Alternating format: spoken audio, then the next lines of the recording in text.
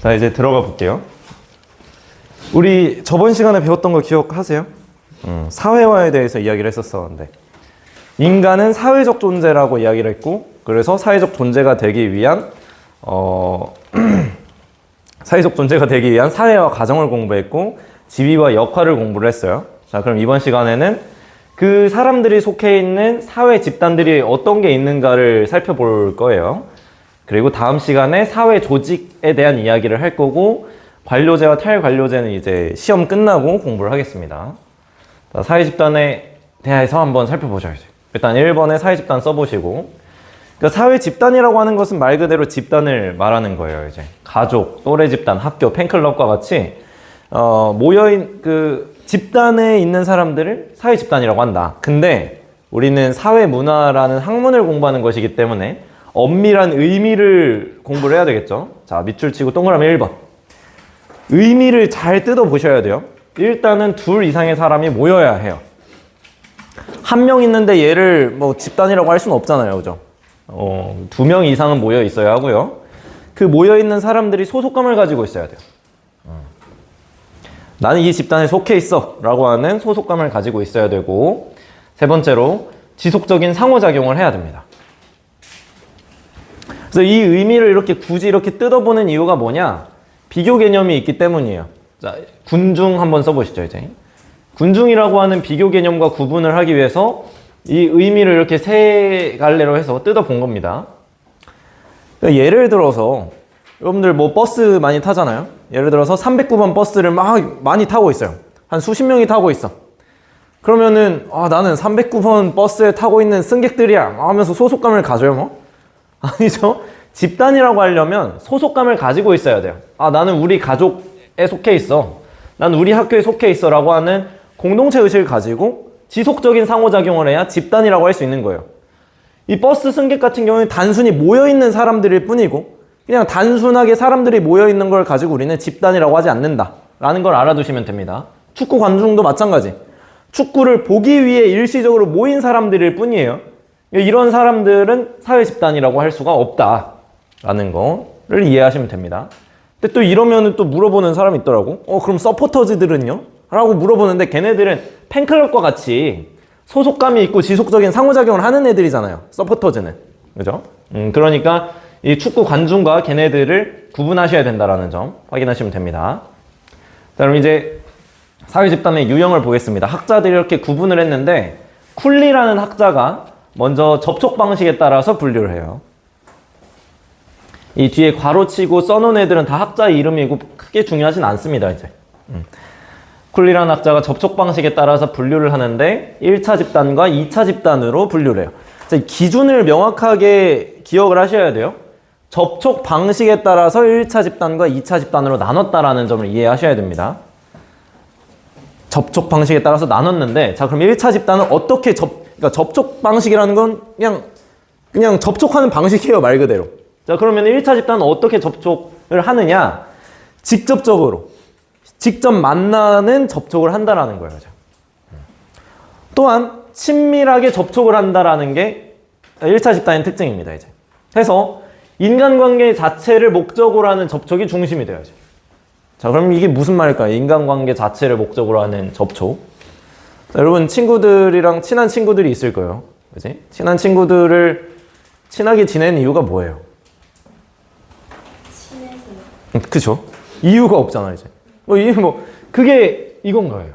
인간관계 자체를 목적으로 하는 접촉이 중심이 된다라는 건 뭔가 내가 얘한테 뭘 바라고서 친하게 지내는 게 아니라 그냥 친하니까요. 그냥 인간관계 자체가 목적인 접촉 방식을 가지는 집단이 1차 집단이라고 하는 거예요. 자, 그러다 보니까 이 1차 집단은 전인격적 관계라고 이야기를 합니다. 전인격적 관계. 나의 전인격적 관계. 나의 모든 것을 보여줄 수 있는 관계를 전인격적 관계라고 이야기를 해요. 그러니까 여러분들 저한테 이제 숨기고 있는 자기만의 본성이 있을 거예요, 이제. 그러니까 그러지 않아요? 친구들한테만 보여주는 나의 나의 모든 것들이 있을 거 아니에요, 이제. 좀 몇 명 보여요, 이제. 친구들한테만 보여줄 어떤 그 또라이 같은 기질이 있을 것 같은 친구들이 몇 명 보이는데, 그러니까 그걸 이제 나한테 보여주진 않잖아요. 나랑은 전인격적 관계가 아닌 거지, 그러면 이제. 근데 여러분들 친구들 사이에서는 다 보여줄 수 있잖아요. 그게 바로 전인격적 관계입니다. 나의 모든 부분을 나눌 수 있을 정도로 친밀한 관계를 전인격적 관계라고 하고 1차 집단이 이런 관계가 많이 나타난다 라는 거 알고 있으면 되고, 그리고 1차 집단은 비공식적 통제 방식이 일반적이에요. 이제. 여러분 가족을 한번 생각해 보세요. 가족이 대표적인 1차 집단이겠죠? 직접 대면적으로 만나고 친밀한 관계를 맺고 나의 모든 것을 알고 있을 정도로 친밀한 사람들이잖아요. 그럼 이 가족에서 뭐 예를 들어서 여러분들이 집에서 뭔가 잘못을 했어요. 그럼 아버님께서 뭐 어떻게 하세요? 이제? 부모님이 어떻게 하셔야죠? 혼내시죠. 그죠? 그냥 혼내시죠. 뭐 부모님께서 너 법의 심판을 받아라 하면서 뭐 경찰서 보내시거나 그러지 않으시잖아요. 그죠? 도덕과 윤리 관습에 따라서 그냥 혼내세요. 이제. 비공식적인 통제를 한다라는 말은 그런 말입니다. 이제. 법에 따라서 처벌한다거나 이러지 않으시잖아요. 그죠? 1차 집단은 이렇게 비공식적 통제 방식이 일반적이다라는 거 확인하시면 됩니다. 그럼 2차 집단은 이거 그냥 반대로 생각하시면 돼요. 이제. 여기는 직접적인 접촉보다는 약간 형식적으로, 수단적으로 만난다라는 거. 여기 수단적 접촉이 핵심이에요. 이제. 그러니까 내가 얘를 그냥 친하니까 만나는 게 아니라 돈 벌어야 되니까 가야 돼. 돈 벌어야 되니까 가서 만나야 돼. 이게 수단적인 접촉을 하는 2차 집단이에요. 이제. 회사가 대표적이죠. 정말 가기 싫어 죽겠어. 저 부장 저거 보기가 싫어. 그렇지만 어떻게 해? 난 돈 벌러 가야 돼요. 이제. 돈 벌기 위한 목적을 달성을 위해서 수단적으로 만나는 이런 집단을 2차적 집단이라고 하고, 그러다 보니까 전인격적 관계가 아니라 수단적인 관계를 맺는 거죠. 이제. 업무와 관련된 부분만 나누는 관계를 맺게 되더라 라는 거 확인하시면 되고, 그래서 여기서는 이제 공식적인 통제를 하게 되죠.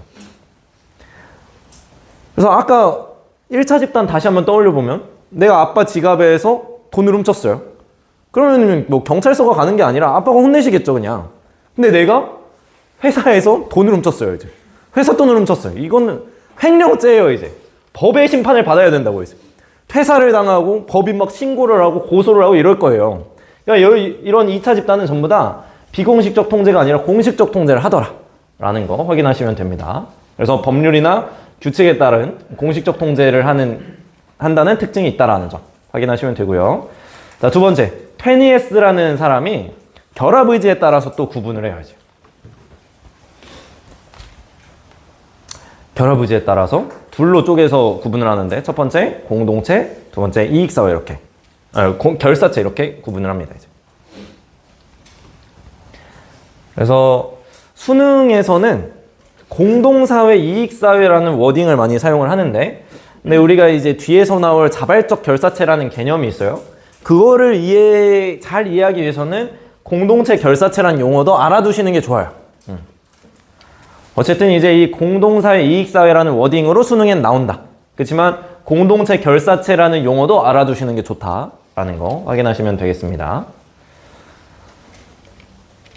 자, 그러면 이게 지금 결합 의지에 따라서 구분을 한 거예요. 그러니까 결합 의지가 어떤 의지로 결합을 했느냐, 이게 핵심인데, 일단 공동체, 공동사회는 본능 의지, 본질 의지에 의해서 자연 발생적으로 형성된 집단을 공동체, 공동사회라고 합니다. 그러니까 내가 본능적으로 구성한 집단을 공동사회라고 하는 거예요. 본능적으로 구성한 거예요. 또 우리 가족 같은 게 대표적인데, 가족이 대표적인 공동체예요. 그러니까 왜냐면은 가족을 내가 난 저거 가족에서 태어나고 싶은데 하면서 태어난 게 아니잖아요. 그러니까 가족이라는 집단 자체는 내가 본능적으로, 우리 이 사회에서 살아가기 위해서 본능적으로, 자연 발생적으로 형성된 집단이라는 거예요. 이제. 뭔 말인지 알겠죠? 가족이라는 것은 인간이 이 사회에서 살아가기 위해서 본능적으로 구성한, 자연적으로 형성된 집단을 말한다 라고 생각하시면 되고, 이따가 예시를 보겠습니다. 자, 그리고 결합 자체가 집단 구성의 목적이에요. 이제. 공동체는 결합 자체가 집단 구성의 목적이다. 그러니까 이제 가족이 대표적인 공동체라고 그랬어요. 그래서 부모님이랑 또 저녁 식사를 하면서 이제 또 이렇게 훈화 말씀 가끔 하시잖아요. 이제. 우리 가족은 화목하게 지내야 돼. 화목해지자. 이랬을 때 여러분 한번 물어보세요. 지금. 왜요? 하고 물어보세요. 지금. 그럼 또 부모님이 또 뭐라고 하시겠어요? 아이, 그 이유가 뭐 있어? 그냥 우리 가족이 화목해야 되니까 그러지. 또 물어보세요. 지금. 왜요? 하면 이제 그때 맞겠죠. 이제 밥그릇이 날아가고 이제. 그럴 거란 말이에요. 그러니까 왜 화목해야 되는지를 왜 설명을 못 하는 거예요? 결합 자체가 목적이기 때문에 그런 거예요. 당연하게 우린 결합을 해야지. 이런 게 이제 공동체라고 생각하시면 돼요. 이제. 본능적으로 결합된 집단이기 때문에 이 결합 자체가 목적이에요. 왜 결합을 해야 되는지 설명할 수가 없어. 이거 자체가 목적이니까 이제. 이게 공동체고. 자, 그래서 이런 관계가 나타납니다. 친밀하고 전인격적인 관계가 나타나요. 그러면 이런 성격이 나타나는 집단은 1차 집단이었잖아요. 그죠? 그지? 이 성격을 잘 기억을 한번 해도 돼요, 이제. 뭐 적을 필요는 없어요. 뒤에서 정리를 다 할 거니까. 어쨌든, 이런 관계가 나타나네? 1차 집단적인 성격이 나타나네? 라는 것 정도 확인하시고, 사례 한번 적어봅시다, 이제. 물론, 공동체에 속하는 집단들이 많긴 하겠지만, 가족, 또래 집단, 친족 집단이 대표적이에요. 이 3개 정도만 알아두셔도 돼요, 이제. 공동체에는 이거 3개밖에 없다. 공동체를 다시 한번 그 의미를 곱씹어보세요. 내가 본능적으로, 자연적으로 형성하는 집단을 공동체라고 이야기를 합니다. 가족이 가장 대표적이고, 또래 집단도 그러죠. 또래 집단 친구들이었어요. 근데 이렇게 생각할 수도 있어요. 나는 내가 친한 친구들이랑 선택해서 사귀는 거 아니야? 라고 생각할 수 있지만, 그렇게 생각하시는 게 아니라, 그냥 친구라는 거 자체를 내가 본능적으로 만들려고 하잖아요. 그치? 그런 의미로 생각했을 때, 또래 집단은 공동체에 속하죠, 이제. 또래 집단은 공동체에 속한다라는 거 잘 기억을 하시고, 이거 친족 집단도 마찬가지. 저는 이제 연한김씨인데, 내가 연한김씨 되고 싶어서 된 게 아니잖아요. 내가 저기 안동김씨가 되게 좋대 하면서 안동김씨로 갈 수 있는 것도 아니잖아. 그러니까 본능적으로, 자연 발생적으로 형성되는 게 친족 집단도 자연 발생적으로 형성이 되니까 공동체에 속한다라는 점 확인하시면 돼요. 자, 그럼 두 번째, 이익사회, 결사체는 구성원들이 선택을 통해서 인위적으로 형성된 집단을 말합니다. 선택을 통해서, 선택 의지에 따라서 인위적으로 형성된 사회를 이익사회, 결사체라고 해야 돼요. 그러니까 얘는 약간 자연 발생적인 거라면 얘는 내가 선택을 통해서 인위적으로 만든 집단이라고 생각하시면 돼요. 회사, 학교 이런 것들이 전부 다 인위적으로 만든 거잖아요. 그죠? 이런 것들이 이익사회, 결사체다. 그럼 이런 결사체는 그 관계가 이럴 수도 있고요. 이럴 수도 있어요. 회사나 학교, 시민단체 같은 결사체들은 약간 이해타산적이고 수단적인 관계를 맺겠죠. 내가 업무에 있는 부분만 부분적으로 내가 이렇게 오픈을 하고 이제 이런 것만 나누고 이러잖아요. 이제 회사나 학교나 시민단체 같은 데는. 근데 이제 소규모 동호회, 내가 이제 좀 배드민턴을 치고 싶어서 배드민턴 동호회에 들어갔어. 그러면 여기는 이제 되게 친밀하고 끈끈하게 모여가지고 친밀한 관계를 맺을 수 있죠. 그죠? 이런 데는 또 친밀하잖아요. 이제 내가 들어가고 싶어서 만화 동아리 이런 데 들어가서 거기서 사람들이랑 친해지고 그럼 또 친밀한 관계를 맺게 된단 말이야. 그러니까 여기서는 결사체는 1차 집단적 성격도 나타나고 2차 집단적 성격도 나타나네. 이거를 잘 확인을 하시고, 자, 그러면은 이렇게 한번 봅시다. 자, 공동체에 소속되는 게 뭐가 있다고 그랬죠? 딱 3개 정도만 기억하면 된다 그랬는데 방금. 가족, 또래 집단, 친족 집단. 그죠? 이 3개 정도만 기억하시면 돼요. 공동체는.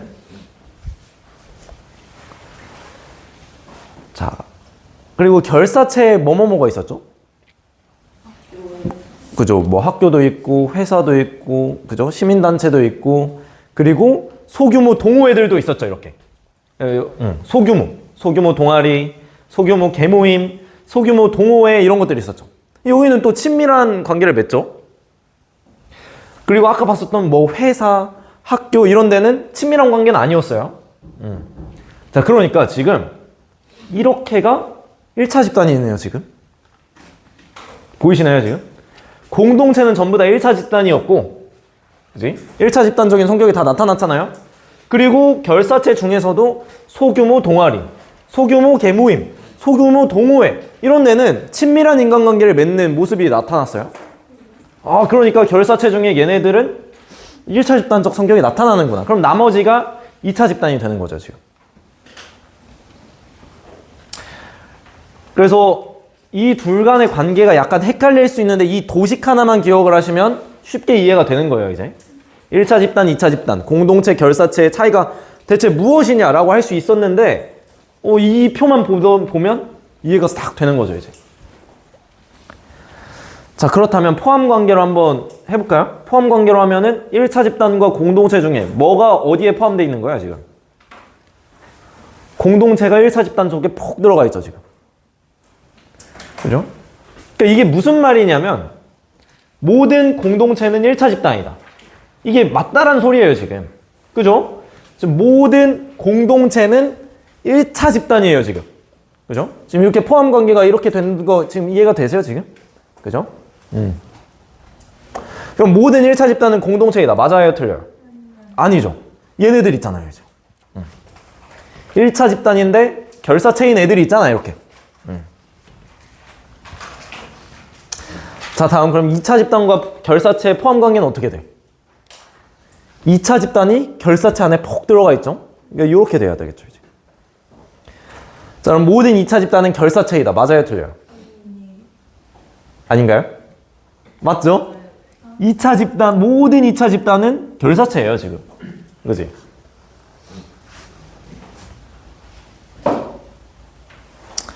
근데 그럼 모든 결사체는 2차 집단인가요? 아니죠. 얘네들이 있으니까, 지금.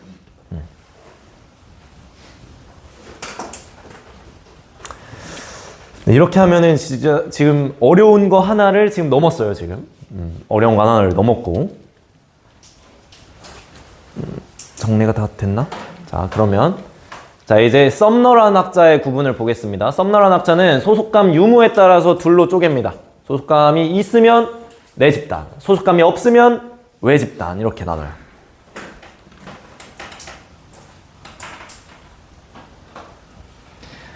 자, 그럼 보면 내 집단은 개인이 일단은 내 집단이라고 하려면, 그러니까 내 집단이라는 건 그냥 우리 집단이라고 생각하는 집단을 내 집단이라고 하는 거예요.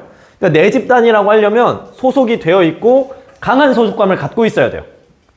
그럴 때 내 집단이라고 할 수 있습니다. 그러니까 뭐 여러분들 우리 가족, 그게 내 집단인 거예요, 그게. 우리 팀, 우리 학교, 이런 소속되어 있고 내가 소속감을 가지고 있으면 그게 내 집단이다. 그리고 이런 내 집단이 개인의 자아 정체성 형성에 영향을 미치고요. 자, 외 집단 한번 볼게요. 얘는 소속도 안 되어 있고 소속감도 없고 여기서 이질감과 적대감까지 가지고 있어야 돼. 자, 그러니까 소속되어 있지 않고 이질감과 적대감을 느끼는 집단을 외 집단이라고 이야기를 합니다. 자, 그러면 질문이 또 나오죠. 소속되어 있지만 소속감이 없으면 어떻게 해요? 그럼 아무것도 아닌 거예요. 반대로 소속되어 있지 않은데 소속감을 느끼고 있으면 뭐예요? 그것도 아무것도 아닌 거예요. 그렇게 생각하시면 돼요. 아무것도 아니에요, 이제.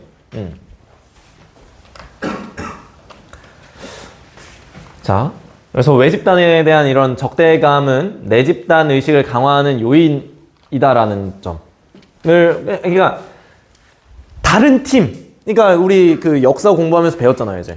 고구려가 뭐 이제 전쟁이 났을 때 외부에서 침입해 오니까 막 찌그락찌그락 싸우던 이제 그 연개소문 아들들 있잖아요. 얘네들이 똘똘 뭉쳐서 버티잖아. 이게 그런 말이에요. 이제. 외 집단에 대한 적대감은 내 집단 의식을 강화하는 요인이다 라는 거. 그래서 외 집단을 약간 주의하셔야 될 게 그냥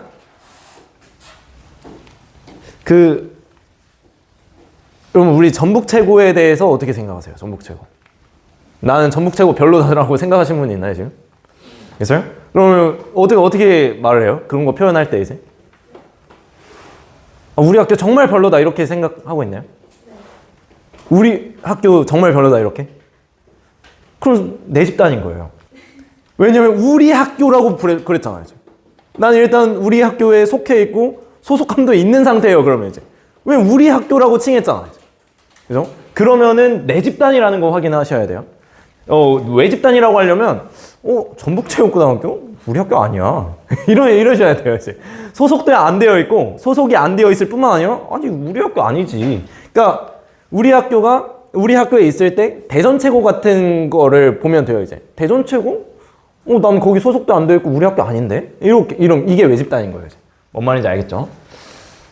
자, 그거를 좀 더 이해를 잘 하려면 이거 밑줄 한번 쳐보실까요? 내 집단의 경계와 범위는 상황에 따라서 달라질 수가 있다. 잠깐만, 이게 유튜브에 올라가는데 내가 이렇게 학교 이름을 말해도 되는 건가? 어쨌든.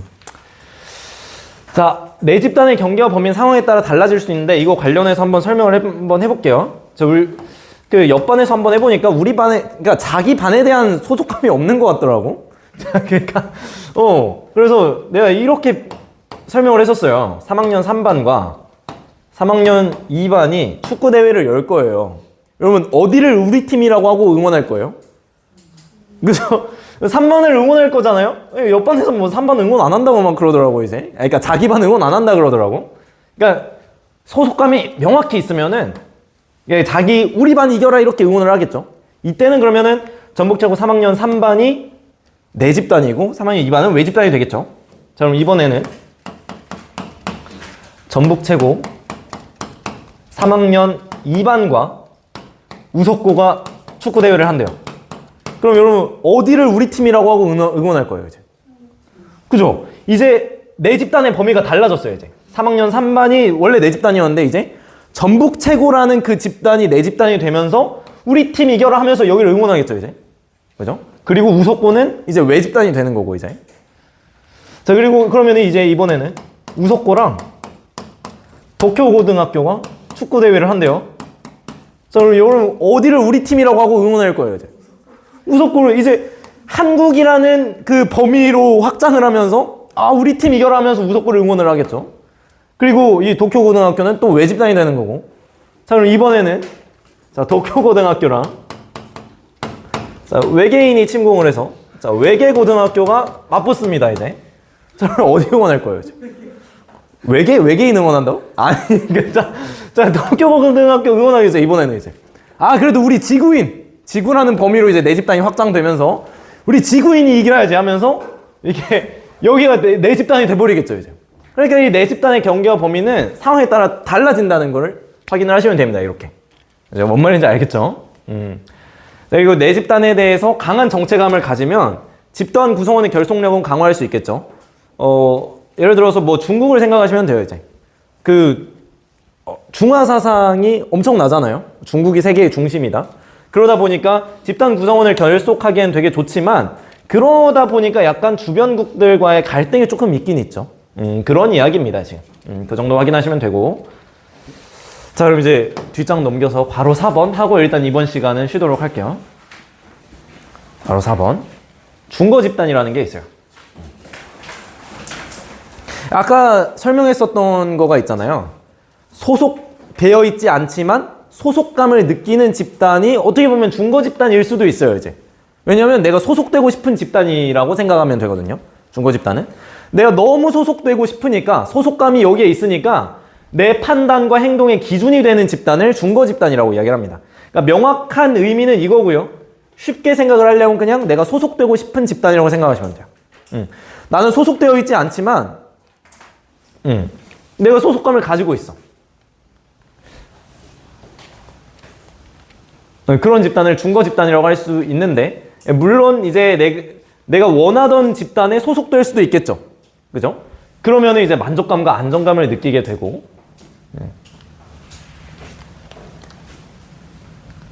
만약에 내가 여기 이 집단에 너무 들어가고 싶은데 소속이 안 되어 있어. 그러면은 불만, 일탈을 벌이게 되고 상대적 박탈감을 느낄 수가 있겠죠.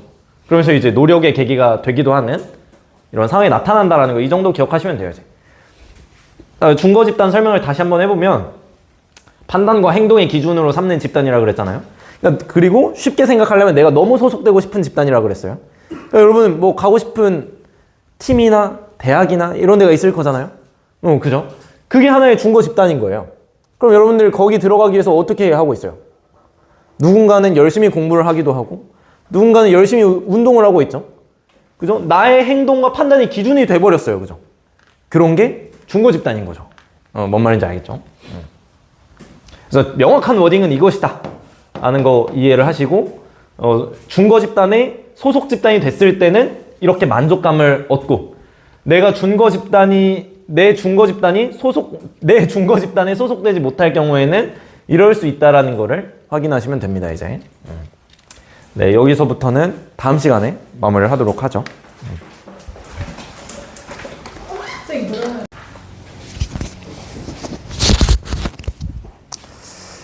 네, 이제 우리 방금 전에 사회 집단 이야기를 했고 이번에는 사회 조직을 한번 볼 거예요. 그러니까 연결되는 개념이어서 이렇게 이어서 하는 겁니다. 자, 그러면 일단 사회 조직이 뭔지부터 한번 볼게요. 뭐 이제 중요한 게 사회 조직이, 그러니까 공식 조직과 비공식 조직 자발적 결사체를 비교 구분할 수 있어야 돼요. 근데 이 사회 조직이 공식 조직이라고 그냥 생각하시면 돼요. 이제 예.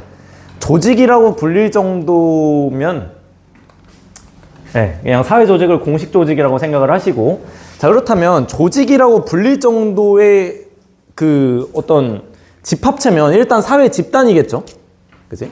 일단 사회 집단인데 그 사회 집단이 목표와 경계가 뚜렷하고 구성원의 지위와 역할 구분이 명확하며 규범과 절차가 체계화되어 있는 사회 집단을 사회 조직이라고 하는 거예요. 그러니까 우리가 조직이라고 하려면 사회 집단 중에서도 목표가 명확하고 지위와 역할이 뚜렷하고 체계가 명확하게 되어 있고 절차가 명확히 규정되어 있고 이런 걸 사회 조직이라고 한다는 거죠. 그리고 그걸 이제 공식 조직과 거의 비슷한 개념이라고 생각하시면 되고 이제.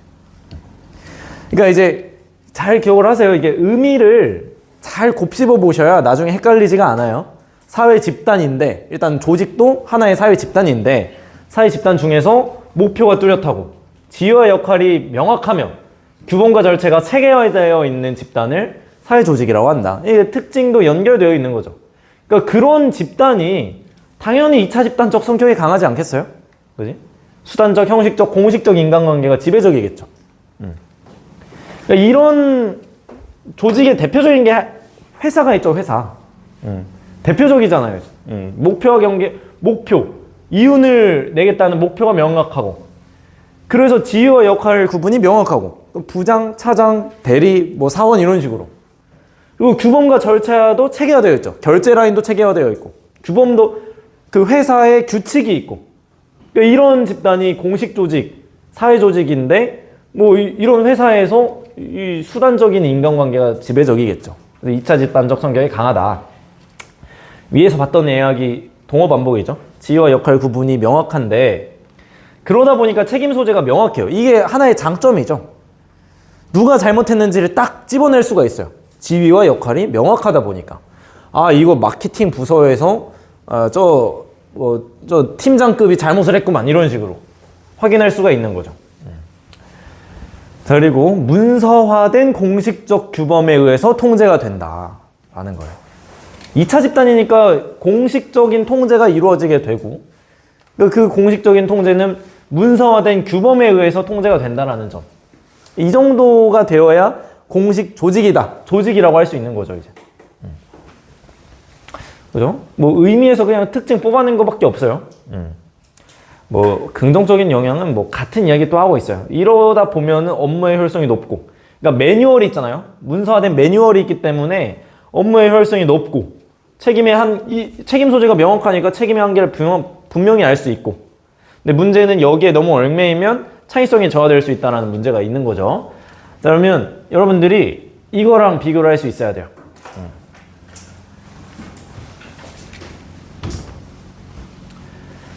자, 비공식 조직은, 자, 핵심이 이거예요, 이제. 공식 조직 내에서 자발적으로 형성한 사회 집단인데, 핵심이 여기. 공식 조직 내에서 만들어진 자발적인 결사체라는 거예요. 자발적으로 형성된 사회 집단. 공식 조직 내에서 자발적으로 형성된 사회 집단을 비공식 조직이라고 이야기를 합니다. 그래서, 공식 조직에 속한 구성원들이, 예를 들어서 회사에 속한 사람들이 회사 안에서 자신들의 어떤 취미에 따라서 자발적으로 형성한 이런 것들이 비공식 조직이라는 거예요. 회사 내 동호회, 회사 내 동문회, 회사 내 동아리, 뭐 이런 것들이 이제. 이런 게 비공식 조직이다. 그러다 보니까 공식 조직에선 약간 수단적이고 형식적인 인간관계만 나타났어요. 근데 비공식 조직은 아무래도 취미에 따라서 형성된 집단이기 때문에 친밀한 인간관계가 형성이 됩니다. 그러면 이 비공식 조직이 뭐가 좋겠어요? 여기선 너무 수단적이에요, 인간관계가. 형식적이야. 너무 공식적이기만 해. 너무 차가워. 그러니까 뭐 현대 사회의 사람들이 외롭다 그러잖아요. 또 외로움을 느끼는 거예요, 여기서 이제. 근데 비공식 조직이 있다 보면 회사 내 동호회에 들어가서 활동을 하다 보면은 아, 이 사람이 이렇게 따뜻한 사람이었어? 친밀한 인간관계를 맺게 되면서 만족감과 사기가 증진되고 긴장감과 소외감이 완화될 수가 있는 거예요. 해서 공식적 과업의 능률 향상에 기여를 합니다. 이제. 실제로 호손 공장 실험이라는 게 있어요. 호손 공장에서 실험을 했어요.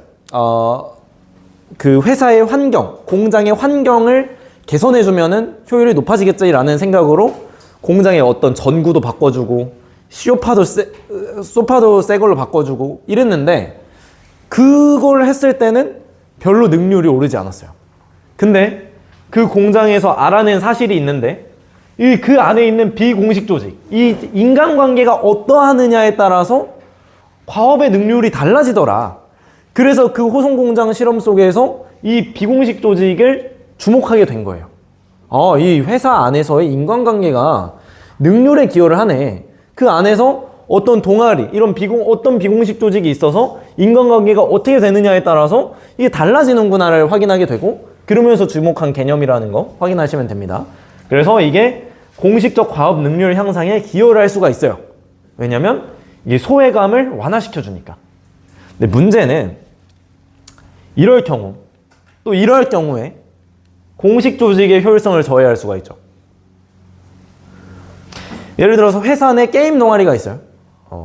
근데 회사는 이윤을 내는 게 목적이에요. 근데 이제 얘가 뭐 출장을 가야 돼요. 이윤 내기 위해서 미팅을 하러 가야 돼.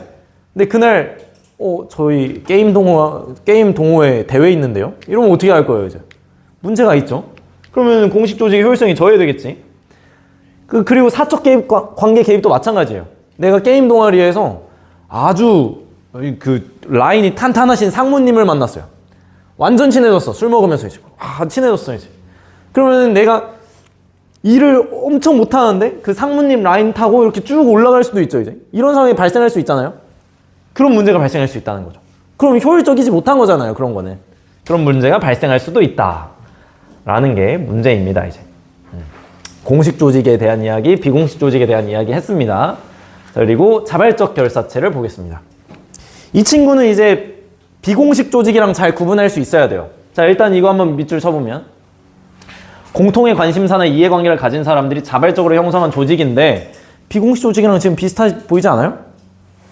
지금 비공식 조직이랑 다른 게 뭐예요, 지금? 딱 하나 있지. 그쵸? 비공식 조직은 공식 조직 내에서 만들어진 자발적 결사체인 것이고, 그냥 자발적 결사체는 그냥 그러든 말든 그냥 일단 자발적으로 형성된 조직을 자발적 결사체라고 하는 거예요. 그러니까 자발적 결사체라는 큰 개념 안에 비공식 조직이 있는 거지. 비공식 조직은 공식 조직 내에서 형성된 자발적 결사체라고 생각하시면 돼요. 그치? 뭔 말인지 알겠죠? 자발적 결사체가 좀 더 큰 개념이다. 뒤에서 그 포함관계 이야기를 하겠습니다. 그럼 어떤 걸 자발적 결사체라고 하느냐? 일단 말 그대로 구성원들이 자발적으로 참여를 해야 돼요. 말 그대로. 네, 그러면 이 자발적이라는 개념이 약간 애매하지 않나요? 우리 결사체들이 있었잖아요. 결사체도 선택 의지에 따라서 형성되는 거였어요. 그지? 그거 결국 내가 자발적으로 선택해서 형성된 거 아니야? 그런 것들도? 라고 생각할 수 있겠죠?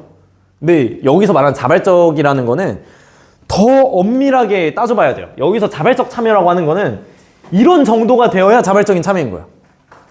자, 뭐 이걸 써도 좋고 안 써도 되는데 구성원들이 자발적인 참여를 통해서 운영된다라는 건 그 구성원들이 금전적인 보상이 없어도 굳이 내 돈 내면서 굳이 내 시간을 써가면서 참여하는 조직을 자발적 결사체라고 하는 거예요. 그러니까 결사체 중에서 회사는 자발적 결사체가 될 수가 없는 거죠. 회사를 누가 가고 싶어서 돈 내가면서 다녀요. 회사에서 돈 안 주면 절대 안 들어갈 거잖아, 이제. 그죠? 그러니까 이제 자발적 결사체는 그런 게 아니라 금전적인 보상을 안 줘도 굳이 내 돈을 내고 참여하는 그런 집단을 자발적 결사체라고 이야기를 합니다. 그러니까 여기는 이제 가입과 탈퇴가 상당히 자유로워요. 이 두 가지 특징이 상당히 중요해요. 이제. 굳이 내 돈을 내가면서 내 돈 내고 이렇게 참여하는 집단을 자발적 결사체라고 한다. 그래서 뭐 그러다 보니까 형태가 다양하고 유연하고 민주적으로 운영이 되겠죠. 왜냐면 자발적 참여를 통해서 운영이 되니까. 자, 그리고 당연하겠지만 자발적 결사체예요. 결사체. 그러니까 이익사회일 수밖에 없겠죠. 왜냐면 자발적 결사체니까.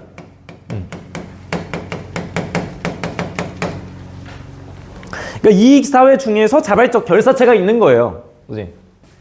그리고 1차 집단과 2차 집단의 성격이 공존해요. 뭐 이제 자발적 결사체가 동호회 이런 것도 있을 수 있지만 이런 것들도 있어요. 뭐 시민단체.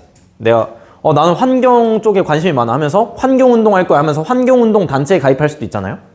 그러니까 그런 것들도 자발적 결사체이기 때문에 환경운동 단체는 어떤 목적이 있잖아요. 그지? 거기서 뭐 환경운동 단체인데 거기서 술만 먹고 이럴 순 없잖아요.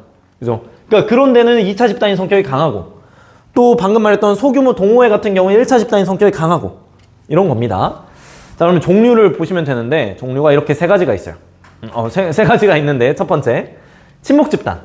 우리가 쉽게 생각할 수 있는 동호회죠. 이제 동호회라던가 향후회라던가 런닝크루 이런 것들도 하나의 친목 집단이 될 수 있겠죠. 이제 런닝이란 취미에 초점을 맞춰서 모이는 모임이 친목 집단인데 1차 집단의 특성이 강하죠. 이런 것들은 이제 내 취미를 공유하기 위해서 소규모로 만나는 것이기 때문에 그리고 만나서 이렇게 하다 보면은 친밀한 인간관계를 맺을 수밖에 없겠죠. 그러다 보니 그러니까 목적 자체가 친목이기 때문에 친밀한 인간관계 1차 집단의 특성이 강합니다. 두 번째 이익 집단이 있어요. 이익 집단이라는 것은 특정 집단의 이익, 그러니까 뭐 쉽게 생각해서 사익을 추구하는 공식 조직이에요. 이제. 자, 여기 공식 조직에 동그라미 쳐주시고 이제. 자, 이익 집단은 공식 조직입니다. 그러니까 대표적인 게 노동조합이 있어요. 노동조합. 내가 노동자야. 그러면은 노동자들을 위한 이익 집단인 노동조합에 가입할 수가 있는 거예요. 그러니까 이 노동조합이란 이익 집단은 노동자들의 이익을 추구하는 집단인 거예요. 네, 여러분 노동조합 대표적인 거 들어본 거 몇 개가 있죠. 뭐 민노총 줄여서 민노총이라고 부르는 집단들도 있고 그런 거 보면 엄청 규모가 크잖아요. 노동조합이. 그러면은 그 노동조합엔 그 노동조합장이 있고 그 밑에 그 지부장들이 있고 그 밑에 또 막 이렇게 막 얼레걸레 엮여 있어요. 이 조직과 체계가. 그러니까 그 정도면은 엄청나게 큰 조직이고 하나의 공식 조직이라고 할 수 있겠죠. 그죠? 이 노동조합이라고 하는 것은 이제 체계가 명확하고 자, 공식 조직의 의미를 다시 한번 떠올려 보세요. 공식 조직이라는 것은 사회 집단 중에서 목표가 뚜렷하고 그죠? 목표가 뚜렷하고 지위와 역할이 명확하고 그죠? 아까 방금 말했던 그대로요. 조합장 있고 그 밑에 지부장 있고 그 밑에 또 뭐 있고 이런 식으로 이제 지위와 역할이 명확하고 체계가 뚜렷하고 그지? 공식 조직입니다. 노동조합은. 자, 그리고 내가 사익을 추구한다라는 어떤 과업이 있잖아요. 노동자들의 이익을 위한다. 뭐 이런 과업지향적인 조직이기 때문에 2차 집단의 특성이 강할 수밖에 없죠. 노동자들의 이익을 위해서 모여놓고 그냥 술만 퍼마시고 이럴 수는 없으니까. 그죠? 2차 집단의 특성이 강하다. 다음 시민단체. 시민단체는 공익을 추구하는 공식 조직이에요. 여기도 공식 조직이네요. 공익이라고 하는 것은 뭐 이런 것들. 사회 전체의 이익을 말하는 것이고, 그러니까 시민단체는 공익을 추구하는 집단이에요. 예를 들어서 인권단체, 환경단체 이런 것들이죠. 그래서 이 환경단체 역시 공식 조직이라는 걸 잘 기억을 하셔야 돼요. 환경단체, 예를 들어서 그린피스 같은 단체가 있어요. 거기도 그 장이 있을 거고 각 지역, 각 나라마다의 나라의 장이 있을 거고 그 밑에 또 지부장들이 있을 거고 체계가 명확하고 그렇습니다. 이게 환경단체, 대표적인 시민단체이고 공식 조직이다.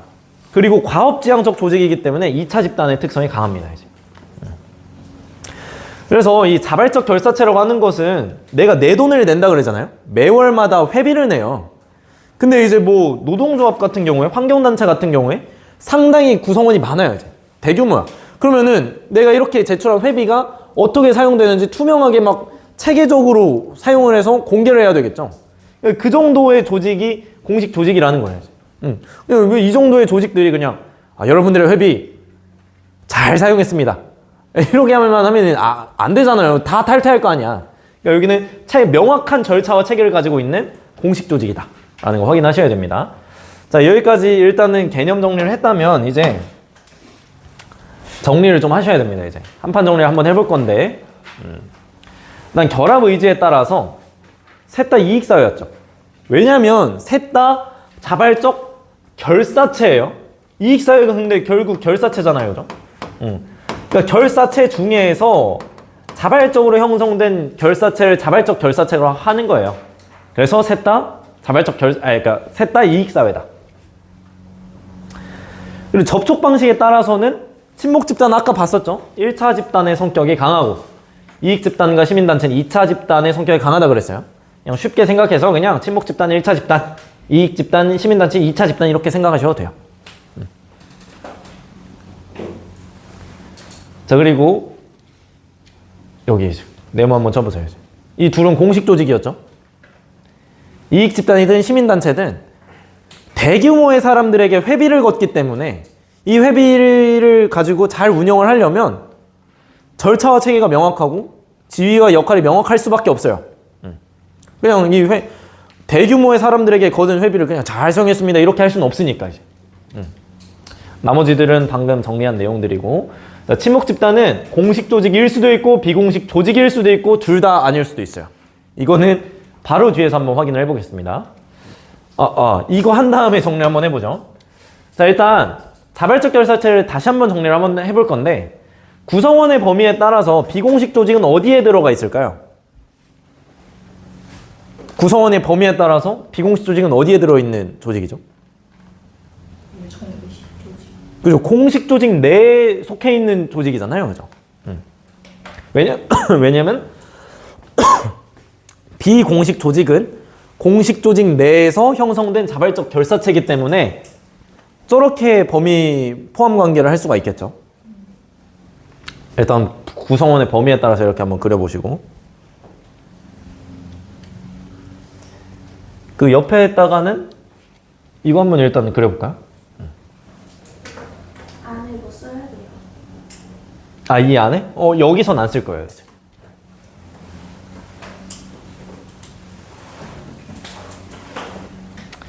네, 이번에는 개념상 구분을 한번 해봅시다. 이제 이 개념상 비교표는 수능 기출에 출제된 바가 있는 표입니다.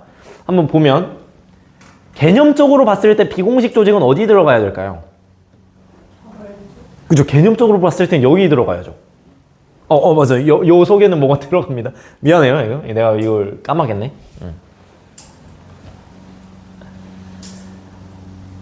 그죠? 왜냐하면 비공식 조직은 공식 조직 내에 속해 있는 자발적 결사체이기 때문에 개념적으로 봤을 때는 비공식 조직은 자발적 결사체의 일부일 뿐인 거죠. 개념적으로 봤을 때는 이 도식이 맞고 구성원의 범위에 따랐을 땐 이 도식이 맞는 거예요. 이게 무슨 의미인지 알겠어요? 그치? 비공식 조직이 개념적으로 봤을 땐 공식 조직이 아니에요. 얘는 친밀한 인간관계를 하니까. 그치? 얘는 이제 체계가 명확한 2차적인 인간관계를 하는 그런 집단이니까 개념적으로 따졌을 때는 비공식 조직은 자발적 결사체 안에 이렇게 들어가야 된다라는 거죠. 이 정도 확인하시면 되고요. 자, 여기까지 그림을 다 그렸다면, 그죠?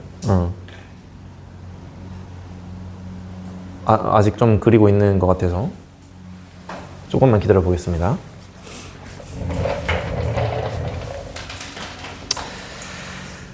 자, 그럼 뒤에 한번 볼게요. 자, 위에 이 그림이랑 똑같아요, 이거가. 이 그림이랑 똑같으니까. 자, 일단 그럼 보시면, 자, 이게 진짜 완전 총정리예요, 여기가 이제. 자, 여기. 이게 다 이익사회죠. 자발적 결사체는 이거 자체가 일단 결사체고, 그치? 그리고 공식 조직 같은 경우에도 회사, 학교, 이런 거잖아요, 이제. 정당, 이런 것들. 전부 다 선택 의지로 인위적으로 만들어진 거죠. 어떻게 공식 조직이 자연 발생적으로 생기겠어요? 회사, 학교 같은 것들이. 그러니까 얘네들은 전부 다 결사체다. 라는 걸 확인하셔야 돼요. 자, 이렇게까지 표현을 하고 나면, 그러니까 보라색이 없을 가능성이 크니까 아무 색깔로든 이렇게 묶어가지고 결사체라고 하시면 돼요, 이제.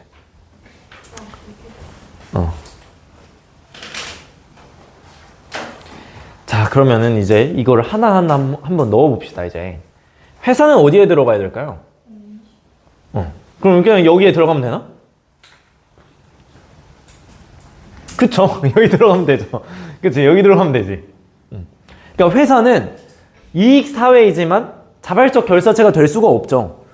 왜냐면은 회사를 내가 내 돈 주고 다닐래요? 이런 사람 없잖아요. 그죠? 그러니까 여기 들어가야지. 이제. 시민단체는? 그치, 여기 들어가야 되겠죠. 자발적 결사체이면서 공식 조직이죠. 시민단체는 공식 조직이지만 사람들이 자기 회비를 내고 참여하는 거예요, 이제. 공익을 위해서. 그러니까 얘는 여기에 들어가야 돼요. 여기 한 숫자 4개 들어갈 겁니다. 공간 활용 잘 하시고. 그럼 이익 집단은? 그래서 똑같은 데 들어가야죠. 자, 여기 주의를 해야 되는데 사내 노동조합은? 그죠, 여기 들어가야죠. 근데 여러분들 헷갈려 할 수가 있어요. 공식 조직 내에서 형성된 친목을 다지기 위한 자발적 결사체는 비공식 조직이잖아요. 지금 헷갈리게 써놓은 거야. 회사 내 노동조합. 공식 조직 내 자발적 결사체네? 비공식 조직이라고 해버리면 안 되는 거예요, 얘는. 왜냐면 노동조합이라고 하는 것은 이익 집단이기 때문에 그죠? 공식 조직에 들어가야 되는 겁니다, 저게. 이건 비공식 조직이 될 수가 없는 거예요. 자, 5번 사내 축구동호회. 그죠? 이게 비공식 조직인 거죠. 공식 조직 내에서 친목을 다지기 위한 자발적 결사체는 비공식 조직이 될 수가 있어요. 직장인 조기 축구회. 아니죠. 이거는 어떤 회사 내에서 만들어진 게 아니잖아요. 직장인이라면 누구나 참여할 수 있는 조기 축구회. 그러니까 저기 들어가야죠. 비공식 조직이 아닌 자발적 결사체. 자, 그럼 이제 전국 직장인 조기축구 연맹. 전국적인 조직이에요. 이제 엄청 대규모의 조직이에요, 이제.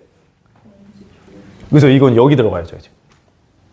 자, 그러니까 아까 봤었던 친목 집단은 공식 조직일 수도 있고 비공식 조직일 수도 있고 둘 다 아닐 수도 있다 그랬어요. 지금 여기서 확인할 수 있는 거죠, 지금. 얘는 친목 집단이지만 비공식 조직이고, 얘는 친목 집단인데 비공식 조직이 아닌 자발적 결사체고, 얘는 친목 집단인데 공식 조직인 자발적 결사체고. 지금 확인되시나요? 자, 친목 집단은 일단 다 자발적 결사체예요. 자발적 결사체인데 얘는 친목 집단인데 비공식 조직. 얘는 친목 집단인데 비공식 조직도 아니고 공식 조직도 아니야. 얘는 친목 집단인데 공식 조직이에요. 뭔 말인지 알겠어요? 응. 그러니까 이게 전국 직장인 조기축구 연맹 정도 되려면 회원이 얼마나 많겠어요? 그러면 회비가 어마무시하게 거친단 말이야. 그럼 이거를 체계적으로 굴리기 위해서는 체계와 규범이 명확하고 구성원의 지위와 역할이 명확하고 목표가 뚜렷할 수밖에 없어요. 그러니까 얘는 공식 조직이 된다라는 점. 친목 집단 이렇게 셋으로 쪼개줄 수 있다는 거 확인하시고. 자, 그럼 8번. 어디 들어가야 될까요, 여기서? 자발적 결사체인가요? 우리 아까 봤었는데 이거 친족 집단. 자발적 결사체면 내가 이제 연한김씨 공식 조직. 나 이제 연한김씨 하기 싫으면 이제 또 안동김씨 가고 그럴 수 있죠. 자발적 결사체면은 그럴 수가 있는 거예요. 근데 그럴 수 있는 건 아니잖아요. 이제 이거 뭐였어요, 이제? 내가 태어날 때부터 연한김씨 친족 집단에 속해 있잖아요, 나는. 내가 이거 함부로 바꿀 수 있는 게 아니에요. 왜냐면 자연 발생적으로 형성된 거니까 이건 여기 들어가야죠. 이제. 그죠? 이건 공동사회잖아요. 그죠? 공동사회죠. 결사체, 그러니까 공동체.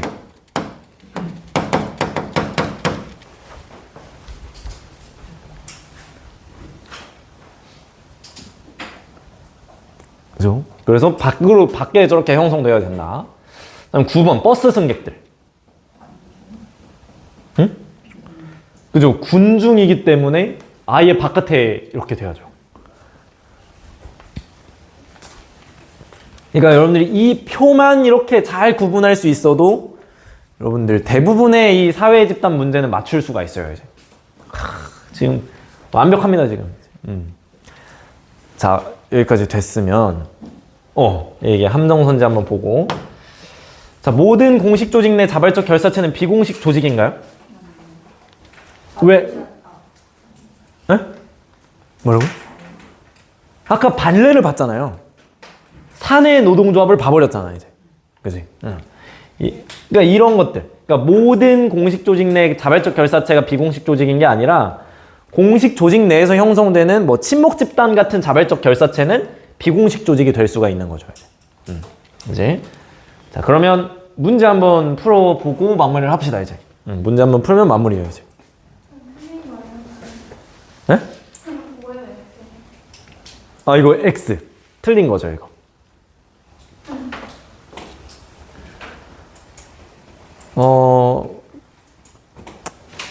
한번 풀어보고 할까요? 아니면 그냥 내가 풀어줄까요? 그냥 풀어줄까요? 자, 그럼 같이 보죠. 자, 기역과 달리 1번부터 기역과 달리 니은은 성취지위이다. 1번 맞아요, 틀려요? 틀리죠? 왜 틀렸어요? 둘 다 성취지위죠. 그지? 예비 대학생이든 교환학생이든 성취지위이고. 자, 자료에서 역할 갈등과 얘기사회와의 사례를 확인할 수가 있대요. 한번 읽어볼까요? 그러니까 이건 뭐 전체적으로 다 봐야 되니까 이걸 좀 나중에 하기로 하고. 자, 동그라미 3번부터 한번 보면 갑의 메모지에 적혀있는 비공식 조직의 개수. 자, 갑의 메모지에 적혀있는 거 한번 확인해볼까요? 비공식 조직의 개수.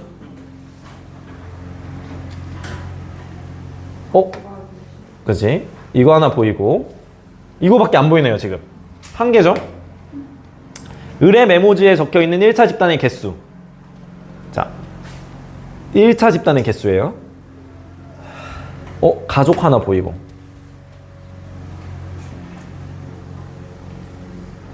저 1차 집단도 이거 하나 보이네요, 그죠? 그지? 그럼 한 개네? 한 개 많다가 아니네요. 똑같다라고 해줘야지, 이제. 자, 수능 문제가 이렇게 넓습니다, 이제. 자, 이게 뭐야, 이게. 뭐 IQ 테스트도 아니고, 이게. 자, 을의 메모지에 적혀있는 공식적 사회화기관의 개수. 을의 메모지에 있는 공식적 사회화기관의 개수. 을의 메모지죠. 자, 일단 대학원 보이네요, 그죠? 대학원. 그리고 전자공학과. 여기도 체크를 하셨어야 돼요. 그래서 지금 공식적 사회화기관의 개수는 2개죠. 자발적 결사처 개수. 자발적 결사체. 그다음 환경단체 보이네요.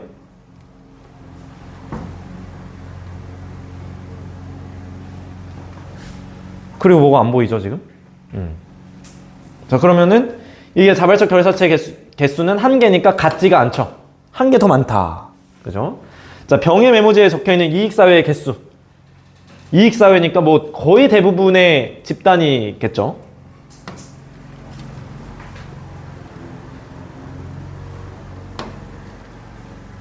이렇게 3개. 맞나요? 3개 보이네요, 지금. 병의 메모지에 적혀있는 이익사회 개수는 저렇게 3개가 있고, 갑의 메모지에 적혀있는 비공식적 사회화기관 개수와 같다. 자, 비공식적 사회화기관 한번 살펴볼까요? 거의 대부분의 집단이 또 사회화 기관이라고 했고, 비공식적 사회화기관은 뭐였어요? 사회화를 목적으로 하진 않았지만 사회화를 하는 거였죠. 자, 그러면 여기 주의하셨어야지. 잡지.